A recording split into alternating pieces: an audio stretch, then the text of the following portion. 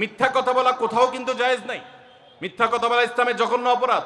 কিন্তু স্বামী স্ত্রী পরস্পরের সাথে প্রশংসামূলক, যেটাকে সহজ বাংলায় পাম্পট্টি বললাম, এই পাম্পট্টিমূলক বা প্রশংসামূলক মিথ্যা কথা বলা জায়েজ আছে। কিরকম? আবার এটা যাই এখন থেকে বাজার থেকে 500 টাকার কাপড় নিয়ে যায় বলেন 2000 টাকা দিয়ে কিনছি, এটা কিন্তু জায়েজ নাই। কেন জায়েজ নাই? কারণ কোনোভাবে যদি ওই 500 টাকার ট্যাগ মহিলা ধরে ফেলতে পারে, তাহলে মায়ের কিন্তু একটাও নিচে পড়বে না। বলবে মিথ্যুকের পুত মিথ্যুক, সারা জন্মে এই কাম করে আসছোস, তাইলে ওই রকম মিথ্যা কথা বলা যাবে না। আমার পরিচিত এক লোক আছে, সরকারি একজন কর্মকর্তা বড়, উনি বলেন যে মহিলাদেরকে বাজার করে খুশি করার মতো কঠিন কাজ আরেকটা খুব কম আছে। যারা সংসার করেন তারা জানেন।